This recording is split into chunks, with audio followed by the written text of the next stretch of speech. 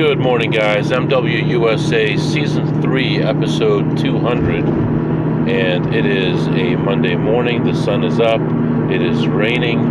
I am still out on my Sunday night trip. And it's already morning. And I am in rush hour traffic, heading off to my first casino of this episode. I've already been to 1, 2, 3, 4, 5, 6, 7 casinos on this trip, and we're going to continue on. We're going to have at least a couple more immediately, and then probably some more this afternoon. So right now, just struggling through this traffic. It's 68 degrees outside, still raining, and I'll come back and update you, let you know what's going on. Alright guys, I am back. I am outside. It is darn bright outside. Wow, I guess the rain stopped. The sun is up. It's a cloudy day, and just leaving this place right now. And just had some mixed things happen in there. A win, then a loss, then a win, then a loss. And luckily the last one was a win. And after being in there for about 25 minutes or so, I really didn't think I was going to find anything, but I did find some small plays. After being in there for about 25 minutes, I was ahead $60. I cashed out, and I was leaving. And as I was leaving, I saw a guy playing a machine at $5 a spin, and it was very close to being in range. And he proceeded to run out of money and put more money in, and then lost that money, and then finally ended up, what's this guy doing? Finally ended up playing it at $1 a spin because he was running low on cash, and finally ran out of money, and then he left. And when he left, I noticed that maybe he's disabled, like mentally disabled, which I've always thought about that. Like, if someone can't take care of themselves very well, should they be gambling? I don't know.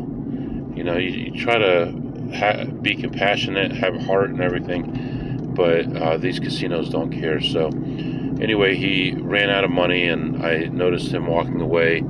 He was limping, and he looked at me, and you could tell, you know, he had some issues. But I go back to that machine and take a look, and it was like so close to being there, but not quite. And I couldn't make myself do it. After everything that we've been through today, I'm not going to go back and do a not quite there play, especially that game, because that game will tear you apart. That was one of the games I played at a lower level, a $1 level, and it was in better range than that, and I ended up losing like $90 something on it. So we definitely don't want to waste our money. So anyway, right now it looks like getting some messages here, but yeah, I'm going to go ahead and continue on to another casino. We'll see what happens there, and it's going to take a while. It's going to take about 90 minutes to get there, so we'll go ahead and head that way, and I'll come back and update you. Alright guys, I am back. So I am just leaving this casino, and I am going to head toward home. I don't know if you can hear that my car is a little bit loud again. I'm thinking maybe one or more of the tires might be a little bit low. I mean, I've driven so many miles on them, and I haven't even rotated them yet. So I will check that out today. I'm gonna go home, take a shower, and all that stuff. I went into this place, and I was just right about even, and I saw this guy, and he's one of these wannabe advantage players, but will 100% of the time will also play the all the degenerate slot machines. And he's trying to tell me, oh, this jackpot is maxed out, and it doesn't matter if it's maxed out. It's not a must hit buy. Your odds of hitting it are not any better. And then he's like following me around, trying to give me advice. And I'm like, dude, why are you following me around? And eventually he went off to play some crazy machine, and I was able to slip away. But I was there for about maybe an hour, almost an hour, and I ended up ahead $203. So even with losing that, whatever it was, $1,000 or whatever, we're still up about $400 for the trip. And it was just an overnight, so 12 hours, for whatever, 15 hours. So not the end of the world. Wish it was more, but just didn't have the opportunity. I need to think about where I'm going tomorrow, and I don't know if you believe this or not here, but I'm actually considering playing some poker today. Probably not a good idea, but right now I'm going to go home and freshen up, and then we'll figure things out from there, and I'll come back and update you. Alright guys, I am back. So got home, took a shower, got myself ready for the day, and just left home. I've got about 3 hours till my appointment, so I am going to stop by one or two possibly thrift stores to see if there's anything there that I can buy and sell, or anything that I could use from there. I also want to look at some books that one of my kids want. So there's two different thrift stores nearby. One is a more expensive neighborhood, and one is more of a small town country atmosphere.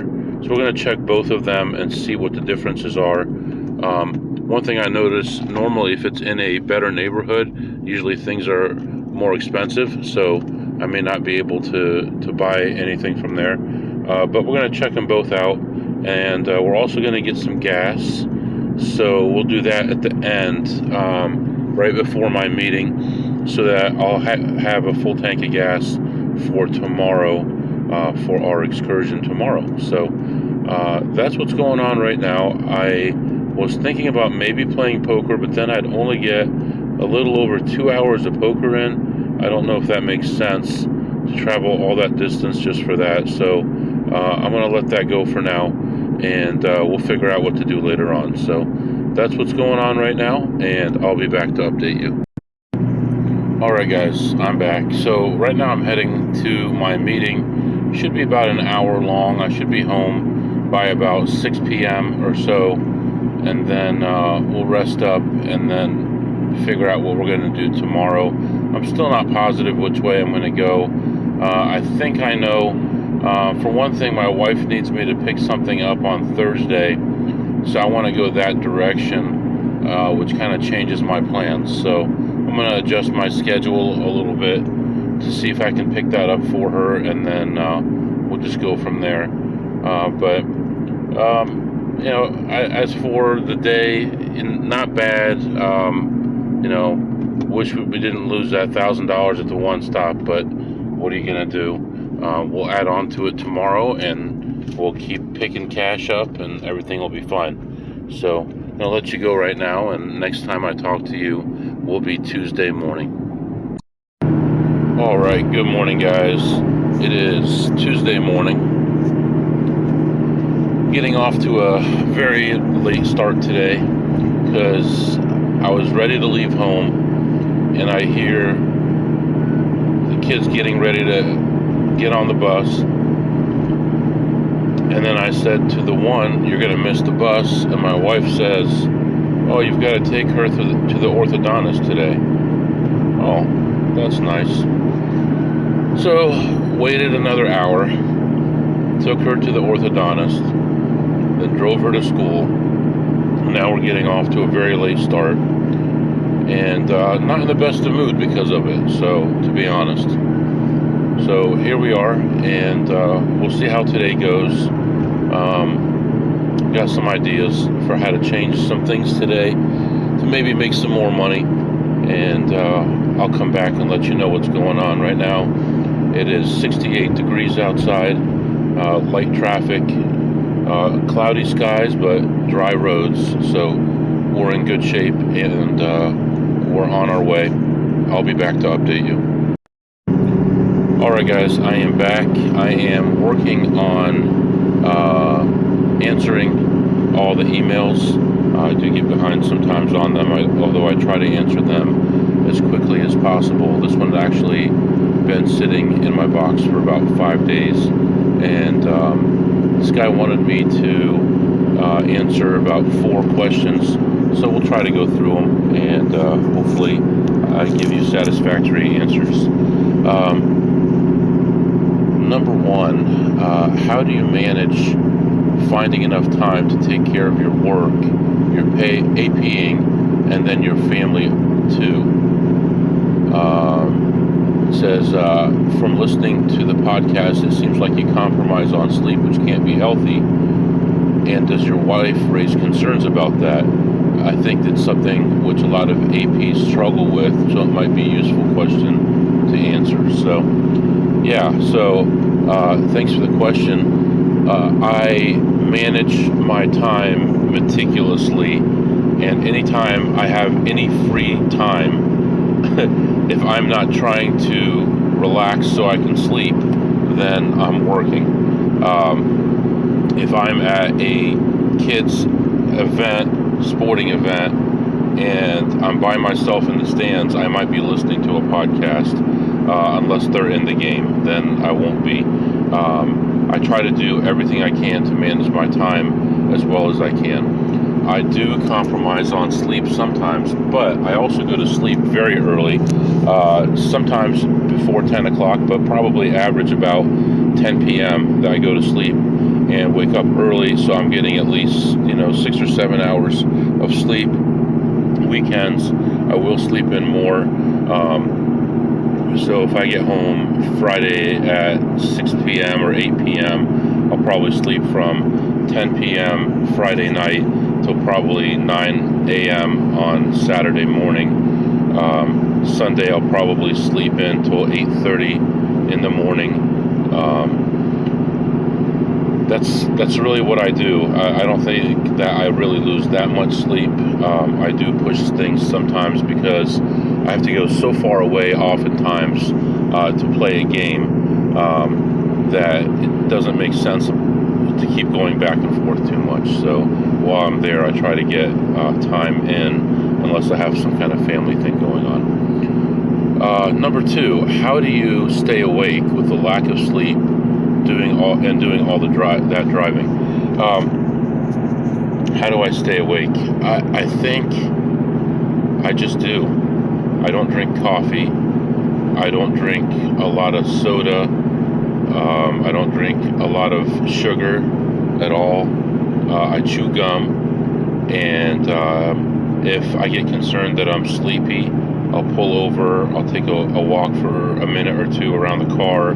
I'll walk into a gas station. I'll get a drink, come back out, and continue my trip. And even if I'm dead tired, that'll get me at least half hour, 45 minutes. Most of the time I can make it the rest of the way just by doing that. So I have had some times where I was concerned, where I was actually, I don't know if I mentioned this, I was actually hallucinating on my way to an Indian casino one time. The main highway was closed, so I had to take back roads, country roads, like 45, 50, 55 miles per hour, very slow roads, and it was raining, and it was dark, and it was maybe even a little foggy. And I remember at one point seeing the mailboxes on the side of the road walk into the road. So that's how I know I was tired. But at that point, I was only an hour away from my destination. There was nowhere to stop, and I focused hard on just paying attention and making sure that I was okay, I was safe, but I was concerned on that trip. Next question. Is it positive EV for you to actually have a job as well as APing? Doesn't it get in the way of you earning as much money as you could APing? Or do you value the stability of a regular monthly income? So this I've addressed a few times, but personally I don't want to have a job. My wife wants me to have a job. She feels better about me having a job. and she doesn't want to be on any kind of government insurance or anything like that, and she doesn't want to be on any kind of private insurance that's not through a business, because she feels like we might be paying for something that's not a good insurance company. She has some health concerns, and every time we would change insurance, like I would change a job, then she has to start all over again with the new insurance company to get all her medicines reapproved and everything like that. What my work does offer me after tax is about $80,000 a year, plus like a 3% match on 401k, which I max out, and health insurance. So I would say that's a value of over $100,000. So do I feel like I could get more than an extra $100,000 by quitting my job? And that's a net after-tax amount. I would say probably not. And the reason for that is I still value going back and seeing my family every day if possible. So right now, I get half AP days in Monday and Tuesday, except for today, of course, where I'm going to get a full day in. But half days, that's going to cost me about $800 a week times 52 weeks is $40,000. And then the other 3 days I travel. One day I don't have to work at all, so that doesn't bother me. And then Thursday and Friday, although I work, it doesn't cost me much, maybe combined a quarter day a week, which is like another $100, so it's another $5,000. It's cost me probably $45,000 a year versus the positive of having the job, which is probably $100,000 or $105,000, somewhere in there. Now, I will say, if I was single, then yes, it would not make sense to have a job. I don't go to the doctor. The doctor I went to yesterday was an eye doctor, and I do that every couple of years. So, and that's only $80, so I can pay that out of pocket. That's not a big deal. Other than that, I rarely go to the dentist unless I'm feeling some pain. Then I'll go in there and they'll yell at me for not going in for cleanings. They'll fix the problem, and I'll go back 3 or 4 years later. So, and if I was single, then I would have the time to leave home for a week, leave home for a month, 2 weeks, whatever it might be. I do still have family I want to see, but I usually just see them on weekends anyway. So I could travel 3 or 4 days in a week and not miss time with my family. Of course, I've got kids now, so that changes everything. But let me see, for you, is blackjack worth the time, heat swings, and the necessity of having such a huge amount of cash on you?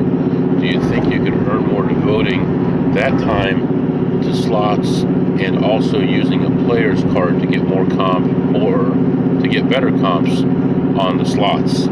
Excellent question, and probably the best question that I've ever had.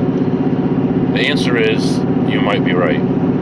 Is it worth it for me to carry $30,000 on a daily trip to have the heat and the swings and all that? Right now I'm having a downswing in blackjack, so I think I'm only up like 65,000 for the year in blackjack, which is terrible. And I'm up, I think, over 130 on slots right now. But 3 months ago, before I was having these bad downswings, it was like 65 or 70% blackjack. So a lot of it is bad variance right now. But I am actually contemplating, and I am doing some things behind the scenes to start working more on slots and making more money on slots than I am right now.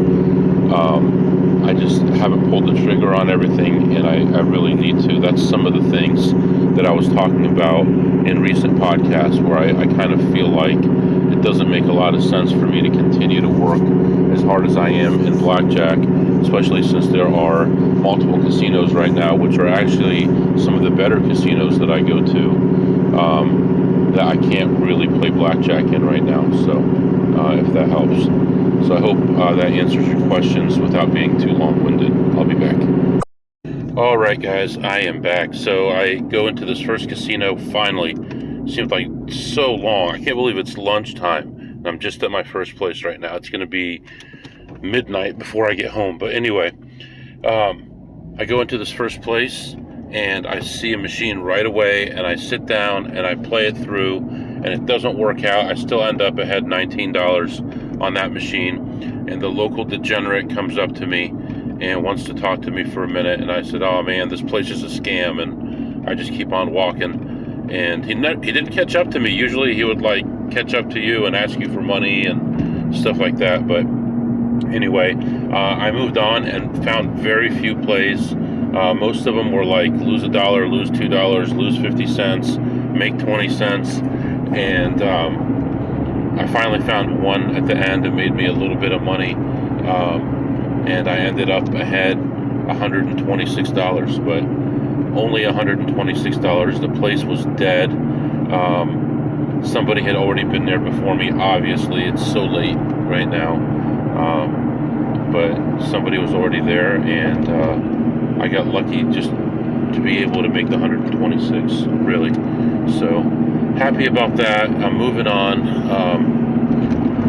Weather is holding up. It looks okay. It looks like it could rain, but it's not. It's 72 degrees outside, and I'm going to move on to another casino, and this one is going to be one of my bigger ones for the day. We'll see what happens. So letting you go for now, and I'll be back. All right, guys, I am back, and I have been in that casino for about 4 hours. I walked in, looked at a few slots, and was down about $60 or $80 when I went to play some blackjack. And I'm coming out of the parking garage right now. It's pretty bad rain out there. Anyway, I went and played blackjack. I go to the high limit, it's full. I go to the low limit, find a $25 table. I play, the plan was to spread 25 to 200. Played for about 25 minutes or so, and then the table got crowded. I got up ahead $250, and then went and looked at slots again. At this point I was down a couple hundred on slots. Went back to blackjack, played blackjack, and I was there for about an hour and a half, and was down as much as 3,800. Ended up coming back and ended up ahead 1,200. Then I went back to slots again, played slots for a while, and really things started going bad at that point. I was down as much as 840 on slots.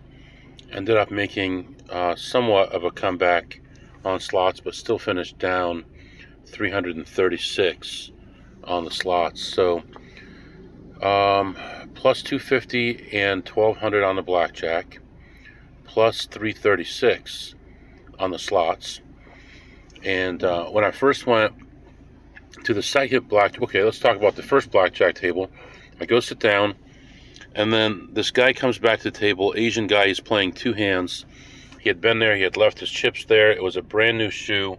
I sat down, I started playing, then he came back and doesn't know how to play. Honestly doesn't know how to play, or he's got hunches. Was playing terrible. Then another person came to the table. That's when I decided to switch tables. When I went to the other table, let me think here. I was by myself, and I was doing pretty well. I was ahead like a couple hundred, 200-300. And then this guy comes to the table, and he doesn't hit 12s against anything. But he hits 16s, but not 12s. Always hits 16s, never hits 12s. And after watching some ridiculous play for a while there, I was down about 1,500. And another guy came to the table, younger, well, maybe like 40-year-old black guy. First guy was like an older white guy. This guy comes to the table, buys in for 300. I'm like, you're not going to last long. But by the time I left, he was still at the table.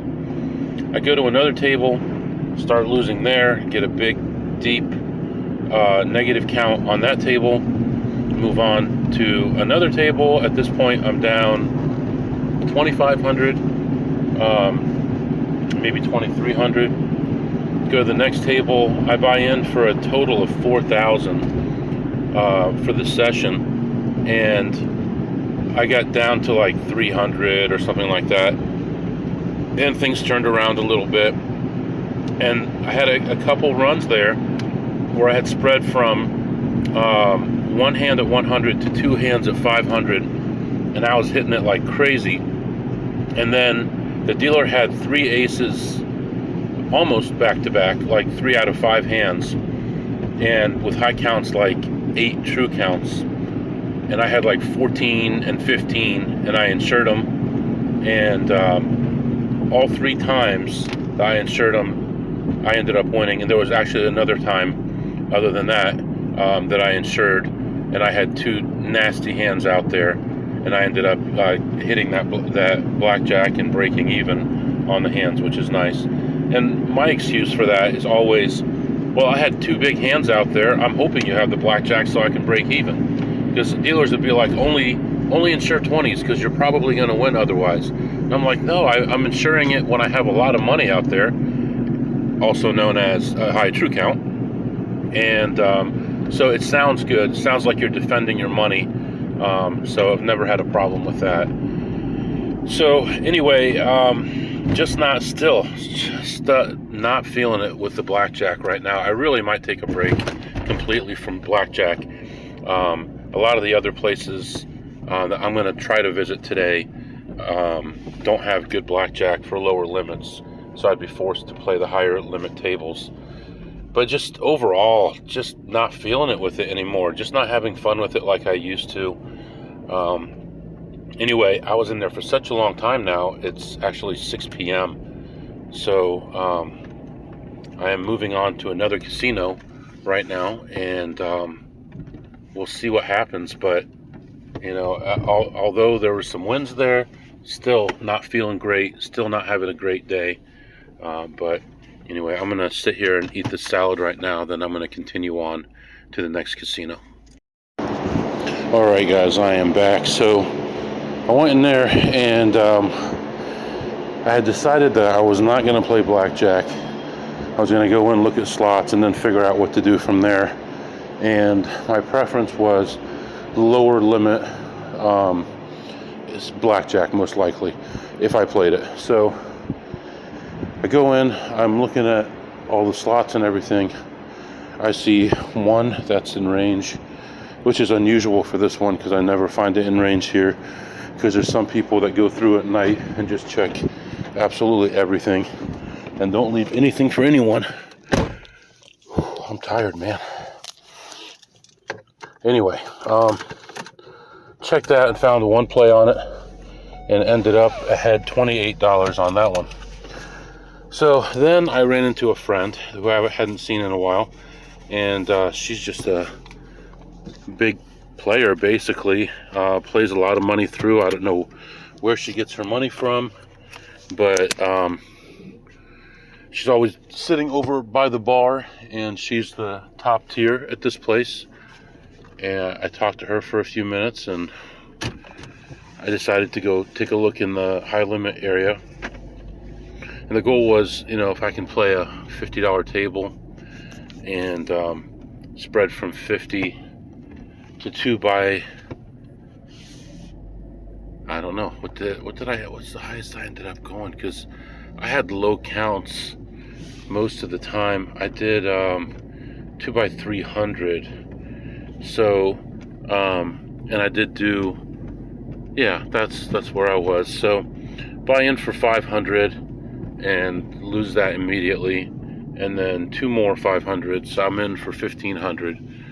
And leveled off, and everything seems to be okay, and I'm playing, and then I get a couple big hands and I lose, and so I end up having to buy in for another 500. That's 2,000. And then I end up buying in again for 1,000 because I had a running 11 late in the shoe. So that was like a true 2-3 actually. So, well, more than that. Running 11, I don't know, probably a 4 point something. Anyway, no matter. I ended up buying for 1,000, and then I ended up buying in for another 1,000 because the count was still high, and I'm playing 2 hands and I'm losing both, and so I'm in for a total of 4,000, and I'm down to about 700, and then the count, the shoe ends, and the next shoe is horrendous, and I was at a running minus 19 early in the shoe, so I decided to just switch over to another table.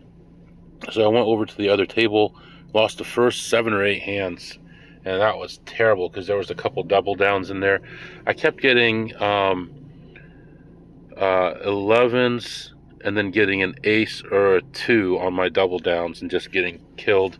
And the dealer was not getting 17s, they were getting 20s and 21s. And one of the most memorable hands was a $150 hand, and I got 2 2s against a 4, and I split, and I got a 9 on the first one and doubled that and got like a 6. And then the second one was a 14 or 15, and the third one was like an 18, and the fourth one was like a 15, something like that. And the dealer got a 21, and I had doubled 1 and plus 3 more, so that's 5 bets at 150 is 750. It's a $1,500 swing on him busting or not busting, so that one was painful.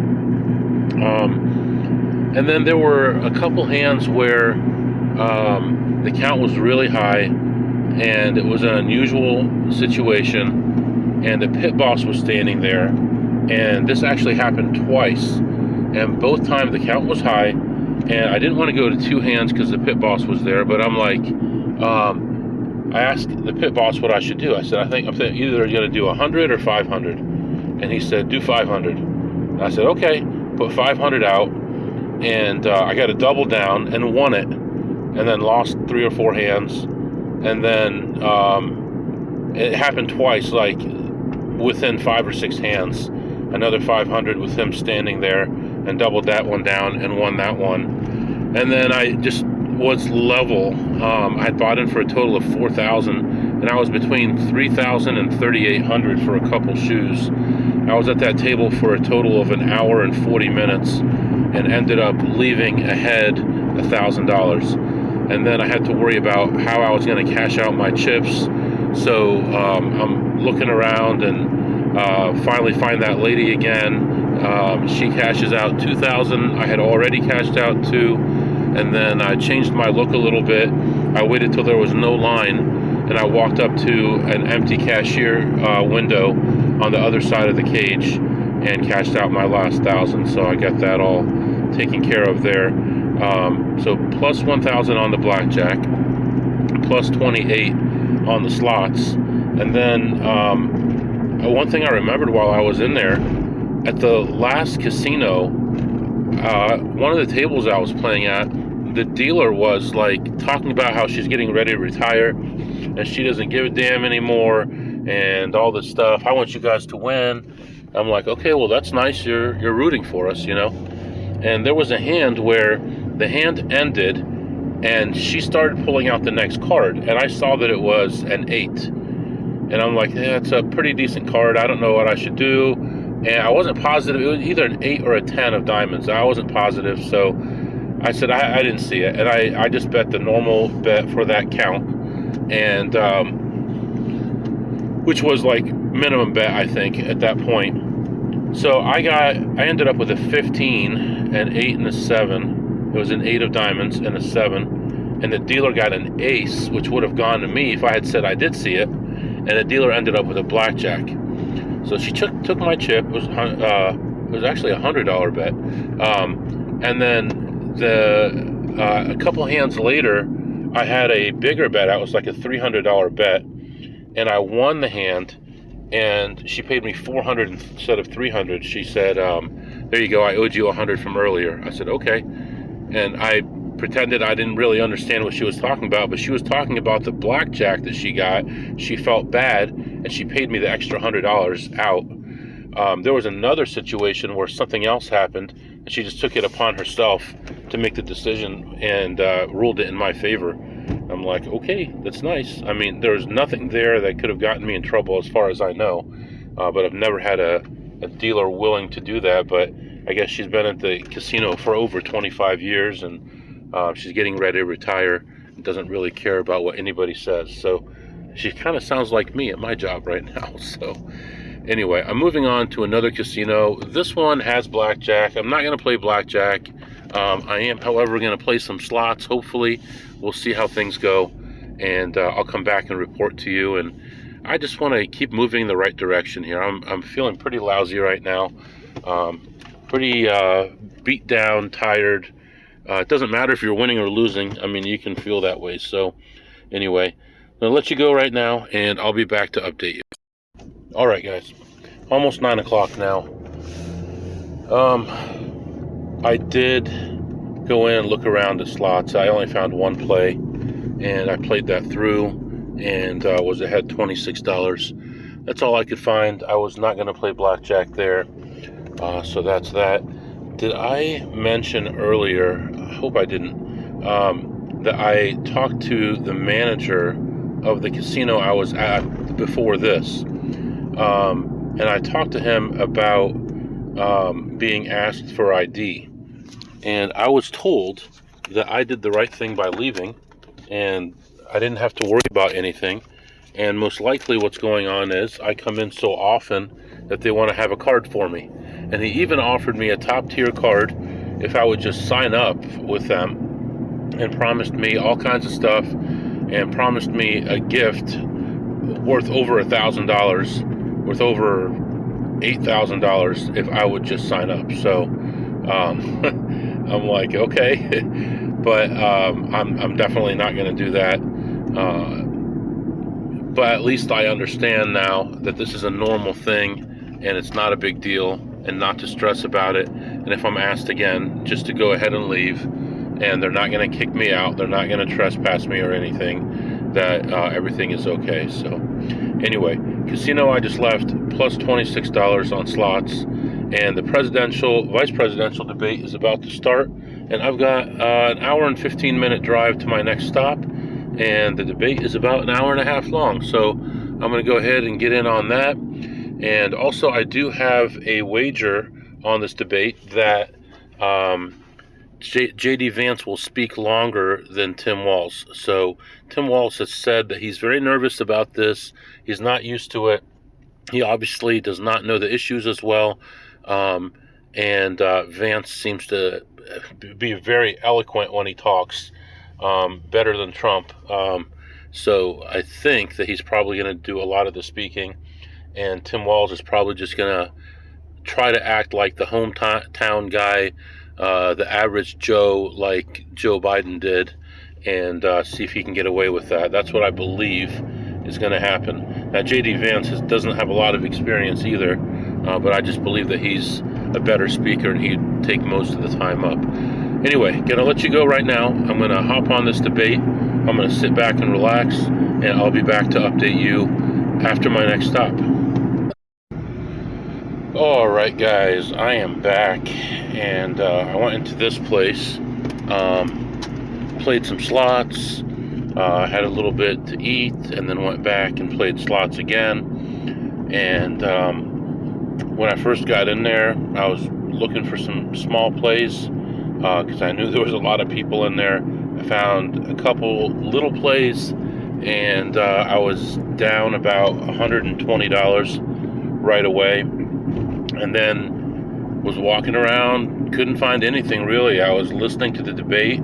I talked to a couple other people while I was in there, and finally I played one play toward the end of my time there, and was ahead a total of $48 for my visit. So after that, I went, got something to eat, some chicken things, like lightly breaded chicken, and then I thought, I sat down, I ate this, and some time has passed. Maybe I'll go back and take one more look around. And I did, and I looked around, and found another machine I wanted to play, sat down, played that, and was ahead $372 on that. So that was definitely a big help. So I ended the session ahead $420 on slots. So that brings us to where we are right now. So after that, I'm still a little confused what's going on here. After that, I go out to my car, and I just walk out the door into the parking garage, and this guy's like, "How do you get home?" I'm like, "I have no idea what you're talking about. Can't you just take the highway?" He's like, "No, you've got it closed." I said, "They have it closed both ways?" And he's like, "Yeah." I said, "I don't know." I said, "I don't know what could be going on that they could have it closed both ways, but why don't you just look it up on your maps and it'll tell you what to do?" And he said, "I don't have my phone." I'm like, "What?" So he proceeds to park in the fire lane, park the car, and then go into the casino to ask how he would get home. So, whatever. But I did leave, and I go down the street, get ready to get on the highway, and the ramp is closed, and I noticed the ramp the other way is closed as well. I put it in my maps, and as I was just talking to you, it gave me another exit to take instead. It looks like they're putting in a new layer of blacktop is what's going on, so they have it temporarily blocked. That's what I'm seeing here. But as I was talking to you, I noticed this other exit that I just used to get onto the entrance to the highway that I just used. Right before that, the one going the other direction was closed, the on-ramp was closed getting onto the highway. So I think that's what it looks like here, because there's one lane of new road. Let me get onto it, see if it sounds different. There you go, sounds the same. So I think that's what's going on, and I was lucky enough that the direction I wanted to go was open on this exit, and everything is good there. So we had a long day today, and I've got a couple things I want to bring up. First, let's do our segments, and then we'll have a little talk. What did you eat today, MW? And what I ate today was a chef salad this afternoon and into the evening till about 6 o'clock at night. That's all that I had at that point, and I rate that. Actually, it's been slipping here because I'm getting kind of sick of salad. I rate it a 9 on a scale of 2 through ace. And then just now I had some lightly breaded chicken, and I said, "Don't give me any fries," so they gave me extra fries. So next time I'll say extra fries, and they'll probably charge me and not give me any fries. But that I would say was pretty good, 9 or a 10 also. I do need to get some good food to eat, some kind of restaurant with some actually nice food to eat on one of these drives. And I'm half contemplating not going home tonight, but I don't know. It's actually closer for me to go to another casino area at this point where I am right now than it is for me to go home. So anyway, so let's talk a little bit here. Oh, what did you tip today, MW? That's always a segment that everybody loves. I get letters, it's in the newspapers. How much MW tipped today? Read all about it. Breaking news. Today I tipped $0 on slots and $0 on blackjack. So don't get pulled into the lie that you have to tip. And sometimes the dealers will say something like, "Thank you," and then I say, "Thank you," and I walk away. And I don't care. I really don't care. If you do what I do and say something like, now you got to be careful with this too, because if you say that you're down and then you buy in for 9,500 or 9,900, then they're going to wonder, if you're really over or not. So lately what I've been saying is things have just been so bad lately, just like that. And if I could win back a portion of the money I lost in the last week, something like that. So anyway, I am going to back off blackjack even more as I transition more into slots, and eventually if someone can show me a way that I can actually make real money in sports, I will do that too. But from what I'm seeing, I'm not really seeing all the money that we're talking about here. I'm seeing dozens or hundreds of dollars, unless I have tons of accounts and I'm getting backed off of apps and my name is getting spread everywhere as someone who knows what they're doing. So I'm not really seeing it. Now this market that I've been using with the crypto, that one I think you could do sports on if you get a good line.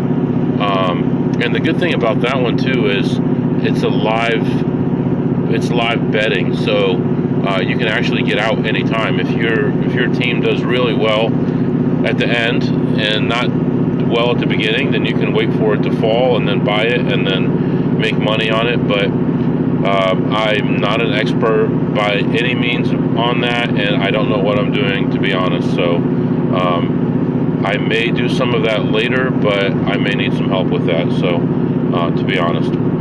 But as I'm transitioning into some other things, something came to mind today, and that is that if I'm going to be playing less blackjack and more slots, I'm going to be doing even more driving, because I'm going to go into a place, and unless I find a play that's going to take a long time, I'm going to be in and out of there in half hour or 45 minutes, and then I'm going to be doing more driving and more driving.